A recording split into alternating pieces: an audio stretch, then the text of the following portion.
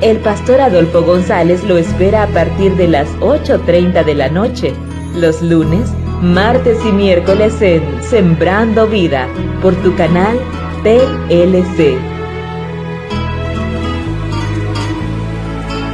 Amigos y hermanos de Sembrando Vida, bienvenidos a esta nueva audición.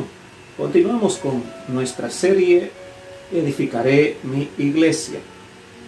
Y el tema para esta ocasión es la iglesia que debemos ser. Y he tomado para compartir este tema, la iglesia que debemos ser, Isaías capítulo 35, versículos 1 al 8. Quiero leer diciendo: se alegrarán el desierto y la soledad, el yermo se gozará y florecerá como la rosa. Florecerá profusamente y también se alegrará y cantará con júbilo. La gloria del Líbano le será dada, la hermosura del Carmelo y de Sarón. Ellos verán la gloria de Jehová, la hermosura del Dios nuestro. Fortaleced las manos cansadas y afirmad las rodillas endebles. Decid a los de corazón apocado: esforzaos, no temáis. He aquí vuestro Dios viene con retribución, con pago. Dios mismo vendrá y os salvará. Entonces los ojos de los ciegos serán abiertos y los oídos de los sordos se abrirán. Entonces el cojo saltará como un ciervo y cantará la lengua del mudo, porque aguas serán cavadas en el desierto y torrentes en la soledad. El lugar seco se convertirá en estanque y el sequedal en manadero de aguas. En la morada de chacales, en su guarida, será lugar de cañas y juncos. Y habrá ahí calzada y camino, y será llamado camino de santidad. No pasará inmundo por él, sino que él mismo estará con ellos. El que anduviere por este camino, por torpe que sea, no se extraviará. Sé que este es un pasaje profético, desde luego, del futuro glorioso que le espera a Sión. De hecho, el título que aparece en las Biblias al inicio de este pasaje es Futuro Glorioso de Sión. Sión siempre es un tipo de la iglesia, Jerusalén siempre es un tipo de la iglesia. Y el escritor a los Hebreos tomó parte de este versículo también, o de este pasaje, y lo aplicó a la iglesia en Hebreos capítulo 12, versículo 12. Particularmente el versículo 3 fue tomado y aplicado a la iglesia también. Recordemos que la iglesia del primer siglo no contaban con más escritura que el Antiguo Testamento y predicaban el Evangelio partiendo de las escrituras del Antiguo Testamento. Ahora, entramos en este tema. En este pasaje nosotros encontramos algunas cosas que son interesantes y las aplicamos a la iglesia. Vamos a aplicarlo. Ahora, quiero comenzar diciendo que el término iglesia, como comúnmente lo usamos en la actualidad, no desde el punto de vista bíblico, sino cómo es usado en la actualidad. Desde el punto de vista bíblico lo vimos en el primer tema titulado ¿qué es la iglesia? Y hablamos del significado eclesía basado en Mateo capítulo 16. Ahora, el término iglesia se usa para referirse o describir un edificio donde se rinde culto a Dios. Ese es el término moderno de iglesia, o sea, cómo se usa actualmente. Además, se utiliza para describir a una congregación de personas a nivel local. También ese es un término para describir iglesia, o para describir a todos aquellos que forman parte del cuerpo de Cristo en todo el mundo.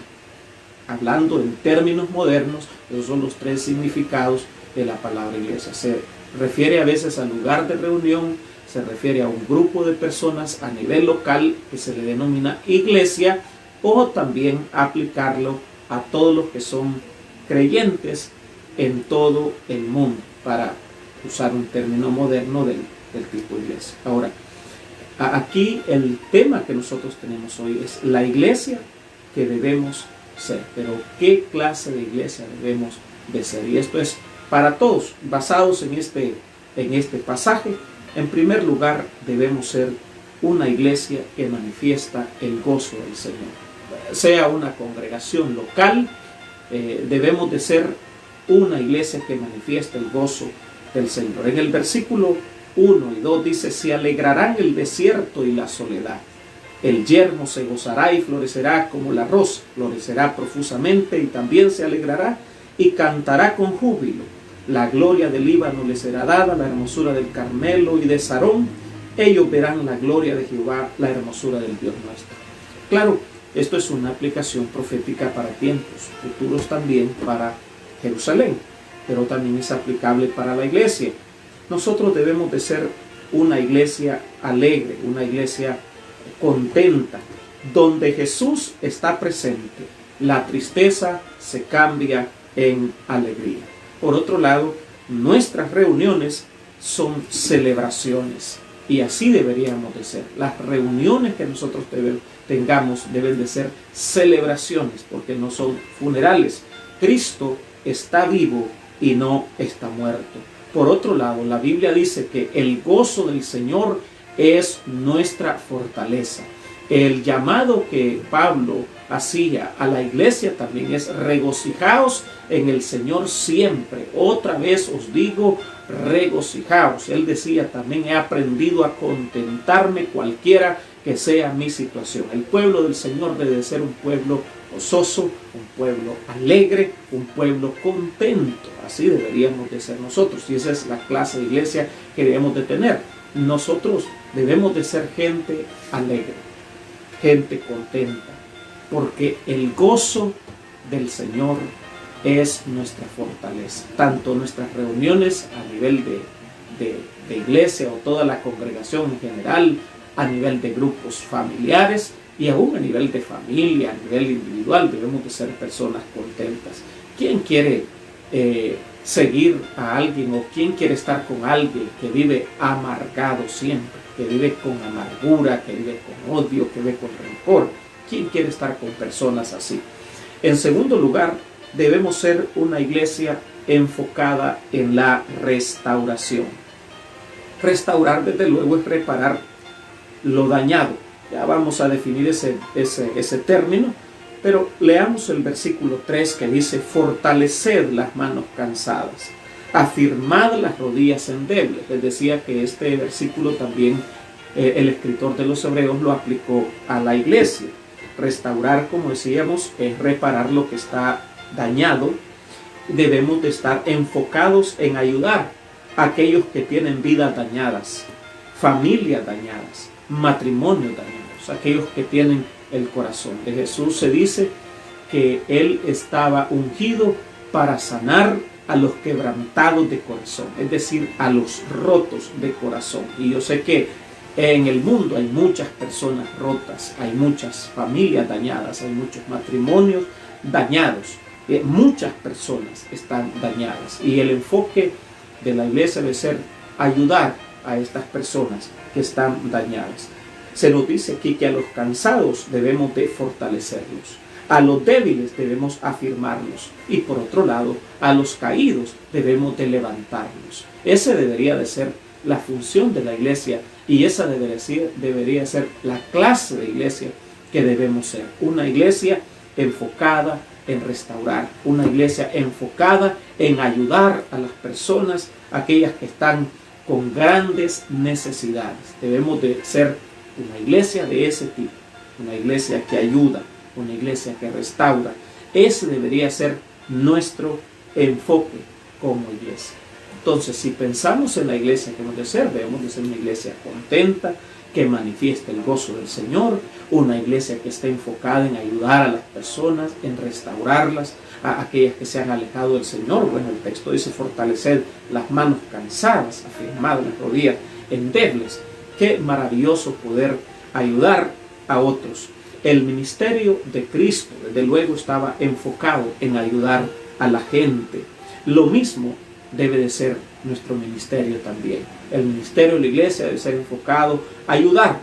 Cuando usted ayuda a alguien, usted está cumpliendo el ministerio de Cristo.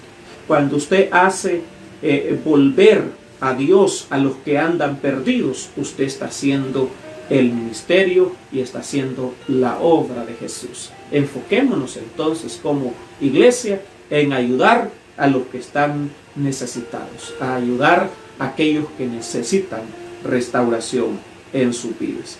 En tercer lugar, debemos ser una iglesia con un mensaje de esperanza. Dice el versículo 4 del pasaje que tenemos: decid a los de corazón apocado. Habla de qué es lo que debemos de comunicar. Dice: esforzaos, no temáis. He aquí que vuestro Dios viene con retribución, con pago. Dios mismo vendrá y os salvará.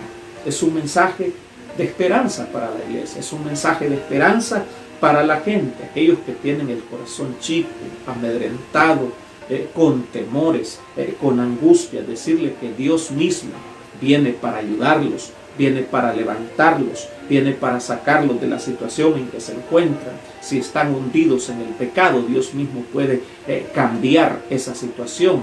Él mismo puede libertarles de la esclavitud del pecado. El mundo, mis amados hermanos y amigos, ya tiene suficientes predicadores de muerte, gente con malas noticias, para que nosotros vengamos también a ser gente de malas noticias. Nosotros como iglesia, la iglesia del Señor, tiene el Evangelio, y el Evangelio es buenas noticias para los perdidos, es buenas noticias para aquellos que están rotos en su corazón, es buenas noticias para aquellos que están pasando situaciones difíciles, aquellos que no tienen esperanza, pueden encontrarla en nuestro Dios. De hecho, por eso dice: esfuércense y no teman, porque Dios viene con retribución, con pago. Eso de retribuir es que todo lo que usted ha hecho, aunque tal vez ahora mismo no le estén saliendo las cosas, Dios va a retribuirle. Aquellos que de repente son víctimas de la injusticia que impera en la sociedad, debemos de saber que Dios viene para pagar a cada uno conforme a sus obras, como dice la palabra del Señor. Jesucristo no vino para condenar, sino para salvar. Eso dice Juan 3:17. Si usted dice: porque no envió Dios a su Hijo al mundo para condenar al mundo, sino para que el mundo sea salvo por él. Así es de que ese es nuestro trabajo. Nuestro trabajo es compartir un mensaje de esperanza. Mientras usted tenga vida, le hablo a usted que en un tiempo estuvo en la iglesia, pero que por alguna razón se apartó. Tal vez pueda haber sido causa de otros, o usted culpe a otros, o puede ser que usted mismo se culpe de haber abandonado los caminos del Señor. Quiero decirle a usted en particular que Dios no ha terminado con usted todavía, que usted puede levantarse, que usted puede volverse de nuevo. En Dios usted puede tener otra oportunidad, usted puede comenzar de cero, ahora mismo puede levantarse y buscar el rostro del Señor. Así es que nuestro mensaje como iglesia es de vida, no de muerte, de salvación, no de condenación, porque la iglesia que debemos de ser es una iglesia con un mensaje de esperanza para todos aquellos que ahora mismo están sumidos en las tinieblas, que están sumidos en situaciones adversas. En cuarto y último lugar, debemos ser una iglesia con poder sobrenatural. Los versículos 5 y 6 dice: entonces los ojos de los ciegos serán abiertos y los oídos de los sordos se abrirán. El versículo 6 dice: entonces el cojo saltará como un ciervo y cantará la lengua del mudo, porque aguas serán cavadas en el desierto y torrentes en el sequedal. Desde luego tiene una aplicación espiritual. Aquellos que están ciegos, espiritualmente hablando, van a poder ver. Los oídos que están sordos, que no pueden escuchar, van a poder oír la voz del Evangelio. Pero también tiene una aplicación espiritual, una aplicación real, porque estas cosas se dieron. Jesucristo sanaba a los sordos, hacía ver a los ciegos, los cojos eran levantados, y eso cuando cuando Juan el Bautista mandó a preguntar a Jesús que si era él el Mesías o deberíamos esperar a otro, lo que Jesús le dijo es, los ciegos ven, los sordos oyen, los paralíticos son sanados. Eso le mandó a decir, y a los pobres es anunciado el reino de los cielos. Parece que esa era una confirmación de que era el tiempo de que él era el Mesías. Por eso es que esto tiene una aplicación para la iglesia, para nosotros hoy. La iglesia que hemos de ser, una iglesia con poder sobrenatural, porque donde lo sobrenatural de Dios se manifiesta, van a haber milagros, van a haber prodigios. Siempre habrá algo que esté ocurriendo de manera sobrenatural. Donde lo sobrenatural está, la gente manifiesta los dones del Espíritu, como el hablar en lenguas, interpretación de lenguas, discernimiento del Espíritu, hay profecías, hay sanidades y hay muchas manifestaciones donde lo sobrenatural de Dios está. Y por eso necesitamos nosotros también que en nuestras congregaciones haya un mover del Espíritu Santo. No podemos ser una iglesia fría, no podemos ser una iglesia sin poder, sino una iglesia con poder del Señor.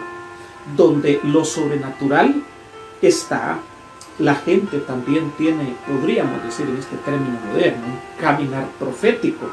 Hablamos de que sus ojos, oídos y caminar y hablar son diferentes a los demás. De eso hablamos cuando hablamos de un caminar profético.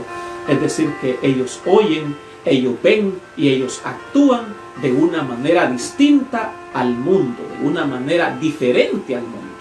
Entonces esto es importante. Cuando hay mover del Espíritu Santo, hay cambios sobrenaturales en la vida de las personas. Son liberadas de vicios, son liberadas de esclavitudes espirituales, son restaurados los matrimonios, sus vidas son restauradas, son cambiadas cuando hay un mover del Señor. Entonces, volviendo al tema que estamos compartiendo hoy, la iglesia que debemos de ser, para resumirlo, debemos ser una iglesia que manifiesta el gozo del Señor, debemos ser una iglesia enfocada en la restauración, debemos ser una iglesia con un mensaje de esperanza, debemos ser una iglesia con poder sobrenatural.